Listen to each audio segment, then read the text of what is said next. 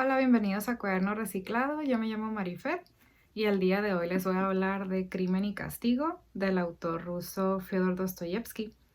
La traducción que leí es de Rafael Cansino Sassens. Y bueno, esta obra fue publicada primero por entregas en la revista literaria El Mensajero Ruso en 1866 y después fue publicada como libro.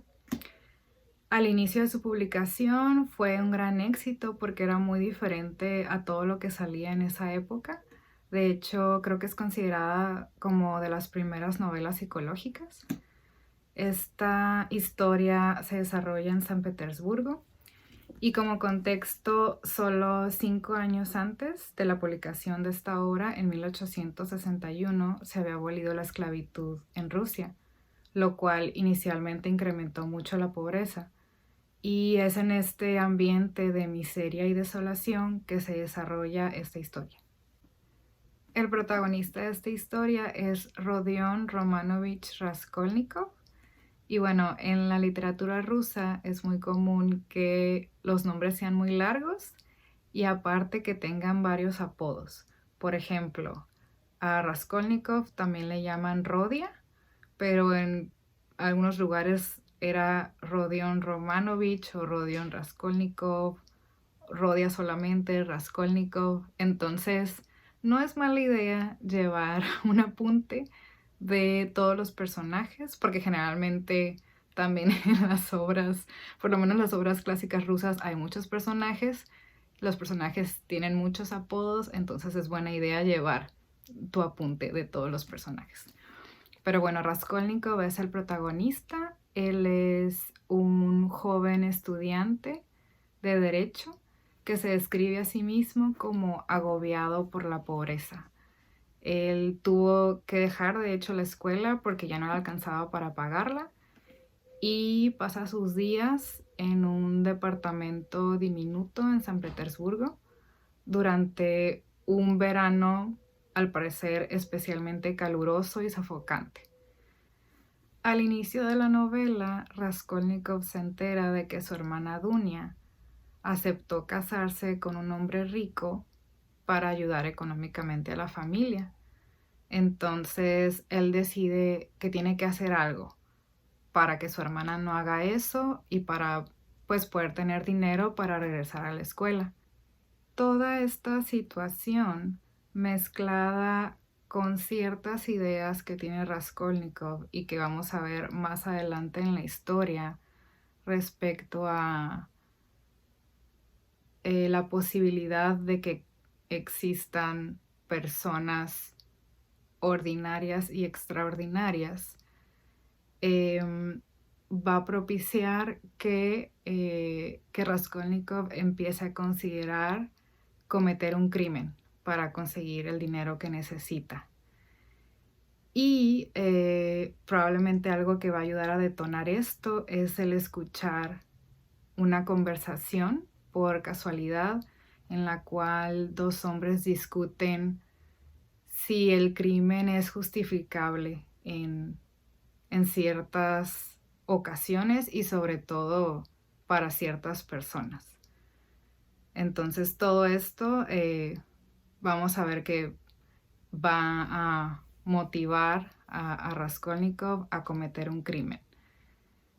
Vamos a ver cómo comete este crimen y sobre todo en lo que más se enfoca este libro es en ver cómo él se siente después de haber cometido este crimen. Además de Raskolnikov, vamos a conocer a muchos personajes. Como ya mencioné, está su hermana Dunia, que junto con su madre, pues quieren incondicionalmente a Raskolnikov y por lo tanto ella acepta la propuesta de un hombre rico para mejorar su situación económica, para ayudar a la familia. Este hombre es Luchin, un hombre vanidoso y ridículo a más no poder. También vamos a conocer a Marmeladov, que es un hombre que conoce a Raskolnikov en un bar. Este hombre fue despedido de su trabajo y pasa sus días emborrachándose en el bar, gastando el poco dinero que tiene, mientras su esposa y sus hijos pues prácticamente están muriendo de hambre. Tanto así que la hija mayor empieza a trabajar como prostituta para intentar pues traer dinero a la casa. Y además de esto también vamos a conocer a Razumihin, que es el mejor amigo de Raskolnikov. Vamos a ver que es alguien que constantemente está intentando ayudarlo, aun cuando Raskolnikov intenta alejarlo. Y también a Porfiri Petrovich, que es el juez encargado de investigar el crimen, que vamos a ver que junto con Raskolnikov tienen las conversaciones más interesantes de todo el libro. Esta es una novela de angustia, de miseria y de tragedia. Todos aspectos de la vida con los cuales Dostoyevsky está muy familiarizado. Y bueno, voy a hacer un breve resumen de toda la tragedia que ocurrió en su vida. A los 16 años muere su madre de tuberculosis. Después, a los 18, muere su padre a manos de sus sirvientes. Luego, cuando él es más grande y que tiene una carrera de ingeniero militar, decide dejarla para dedicarse a escribir y se une a un círculo literario socialista, lo cual no es bien visto por el zar, entonces es condenado a muerte. Minutos antes de su ejecución, estando ya en el campo de fusilamiento, llega un indulto por parte del zar, el cual conmuta su sentencia por años de trabajo forzado en un campo en Siberia. Bueno, en este campo, pues obviamente su salud se deteriora mucho y él aparte toda su vida padeció de epilepsia, la cual empeora también. Y bueno, al término de sus años ahí, se casa y tiene 5 hijos, de los cuales mueren 2. La primera de ellas es su primer hija, que muere a los 3 meses, por lo cual él cae en depresión y se hace adicto al juego, llegando a estar tan endeudado que vende los derechos de sus obras. O sea, Dostoyevsky es una persona que pasó por mucho dolor físico y emocional toda su vida. Y bueno, el caso de Dostoyevsky tristemente no es raro en el mundo del arte. Es un genio que vivió la mayor parte de su vida en la pobreza, cuando en la actualidad es considerado como uno de los pilares de la literatura universal. Y bueno, en lo personal creo que es un libro que vale totalmente la pena leer. A mí me gustó mucho. De hecho, ahora que estuve revisitando mis apuntes sobre el libro para hacer esta reseña, creo que lo consideraría uno de mis libros favoritos. Así que lo recomiendo mucho. Y bueno, existen muchas personas que lo consideran no solamente una obra maestra de la literatura rusa, sino de la literatura universal. Ahora sí, bueno, voy a mencionar algunos puntos de la trama. Entonces, si no han leído el libro y no quieren saber de qué se trata, pues mejor dejen el video aquí. Crimen y Castigo es un libro que tiene muchos temas para analizar, pero en este video me voy a enfocar en 2. El primero, bueno, por lo poco que conozco la obra de Dostoyevsky, sé que sus novelas son muy psicológicas y en sus novelas generalmente se exploran ideas. Y creo que aquí la idea que se explora es la de la creencia de que existan personas superiores a otras.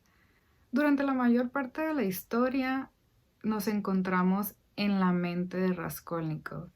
Y desde un inicio nos podemos dar cuenta que él considera que se merece más. Él, él se siente especial y hasta superior a otras personas. Y bueno, más adelante, cuando va Raskolnikov con su amigo Razumijin a ver al juez, a Porfiri Petrovich, este juez saca a colación un artículo que escribió Raskolnikov cuando todavía era estudiante. Y en ese artículo él expone esta idea de que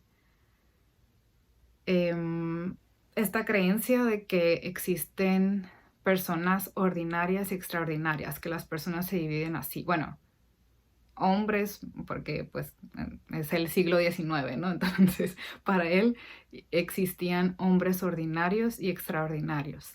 Y él considera que los hombres extraordinarios pueden hacer prácticamente lo que les plazca porque son más importantes que otras personas y pone como ejemplo a Napoleón, como pues él por su visión de cómo Francia debería ser y su creencia de que él era el único capaz de hacerla, lo hacía una persona extraordinaria y que no importaba los cientos de miles de personas que habían muerto en sus guerras, porque él era una persona extraordinaria. Estas son ideas que él ya tiene cuando al inicio de la novela, antes de cometer el crimen, escucha la siguiente conversación. Están dos hombres platicando en un bar y uno dice: ¿no quedaría borrado un solo crimen insignificante con millares de buenas acciones? Por una vida, 1000 vidas salvadas de la miseria y la ruina. Una muerte y 1000 vidas en cambio. Es una cuestión de aritmética. Y bueno, aquí vemos cómo Raskolnikov se ve a sí mismo como una de estas supuestas personas extraordinarias. Entonces dice: ¿por qué yo, que soy un estudiante, no tengo el dinero para poder ir a la escuela y hacer el bien, según él, para muchas personas? Y otras personas sí lo tienen. Entonces, él se centra en el personaje de una señora que es una usurera, que él describe como, pues es una anciana malvada que se aprovecha de los demás. Entonces él dice: yo con ese dinero podría hacer mucho bien. Él considera que él podría hacer un mejor uso de ese dinero. Entonces que él lo debería de tener y no la usurera. Y vemos cómo decide que va a matarla para robarle ese dinero. Y bueno, vemos el día que se decide a cometer el crimen, cómo está muerto de nervios antes de hacerlo. Y pues al momento de matar a la usurera, pues lo hace con un hacha, es como un desastre, lo hace todo de la manera más torpe posible. Y al final voltea y está la hermana de la usurera, a quien mata también para que no haya testigo del crimen. Y bueno, entonces termina asesinando a 2 personas y por pura suerte no lo atrapan en el momento. Y bueno, sale de ahí, se lleva lo que puede y se va a su departamento. Y es ahí cuando vemos, cuando él, de hecho él mismo describe que siente el remordimiento instantáneamente. Y una de las características de esas supuestas personas extraordinarias era que no sentían ningún tipo de remordimiento si tenían que matar gente por cumplir con sus metas.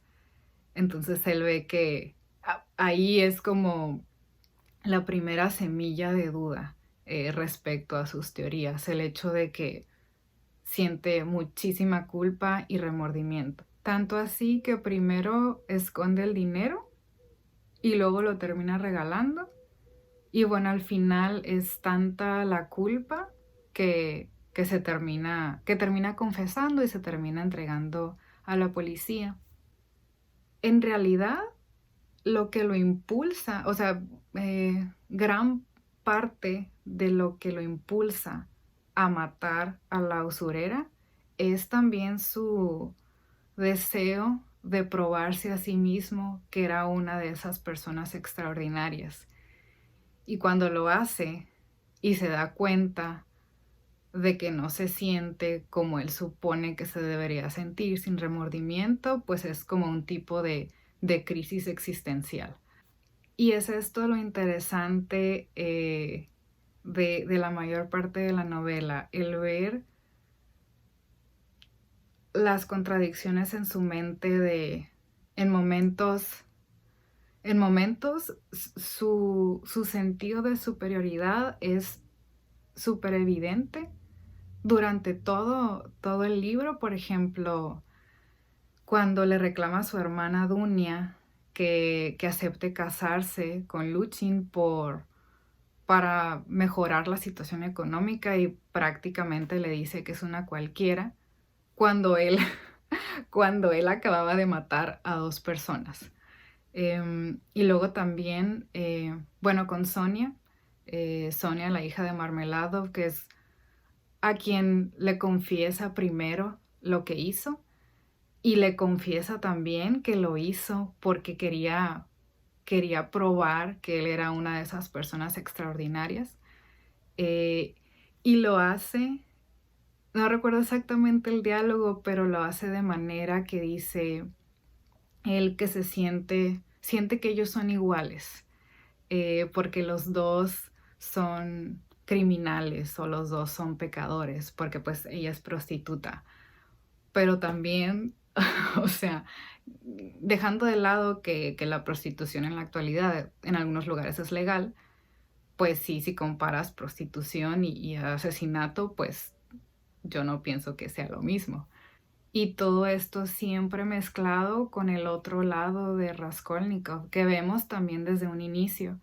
Eh, Cuando encuentra a una mujer en el parque e intenta ayudarla diciéndole a un policía que había un hombre siguiéndola, o ya más adelante cuando le da el dinero a Sonia para el funeral de su padre, pues vemos como estos dos lados de Raskolnikov peleándose.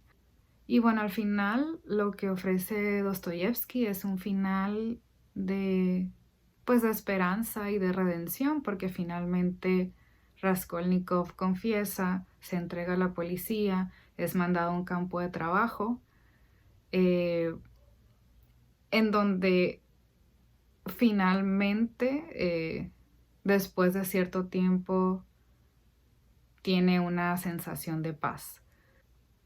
Y el otro punto que quiero comentar es que me parece que Dostoyevsky presenta muy bien el desgaste mental y emocional de la pobreza.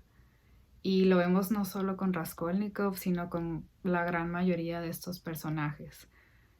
Con Raskolnikov es quizás el hecho de que toma la peor decisión para intentar resolver su problema. En el caso de Marmelado es que cae en el alcoholismo para intentar evadir la realidad. eh, y cómo cada personaje hace lo que cree necesario para intentar salir de la pobreza, ya sea Dunia casándose con un hombre rico, aunque sea desagradable, o Sonia que empieza a trabajar como prostituta. Y hay en especial una frase que dice Marmelado que me gustó mucho, que dice: en la pobreza conserva usted todavía la nobleza de sus sentimientos innatos. En la miseria ni hay ni ha habido nadie nunca que los conserve. Y bueno, eso me parece que es la crueldad de la miseria. El hecho de que tal vez por salir de ella serías capaz de hacer cosas que jamás te imaginaste que podrías hacer. Y que hay que tener como un poquito más de empatía y no juzgar de manera tan rápida a personas que se encuentran en esa situación. Al final creo que el tema de este libro son las contradicciones dentro del ser humano. No creo que exista una persona totalmente buena ni una persona totalmente mala, pero sí hay decisiones y sobre todo circunstancias que nos pueden guiar más hacia un lado que hacia el otro. Como mencioné anteriormente, creo que este libro tiene muchos temas para explorar y creo que voy a tener que releerlo varias veces para irlos descubriendo. Y bueno, por lo pronto, si quisieran saber más detalles sobre este libro, vi una plática del doctor Irwin Wild, que no conocía, no sabía quién era, pero por lo que busqué es un experto en literatura rusa y encontré una conferencia de él en YouTube que me pareció muy interesante, la voy a dejar en la descripción. Y bueno, eso es todo por hoy. Si ya leyeron Crimen y Castigo, cuéntenme si les gustó o no. Y si no lo han leído, pues si piensan hacerlo. Cualquier comentario me encantaría leerlo y nos vemos en el próximo video. Bye.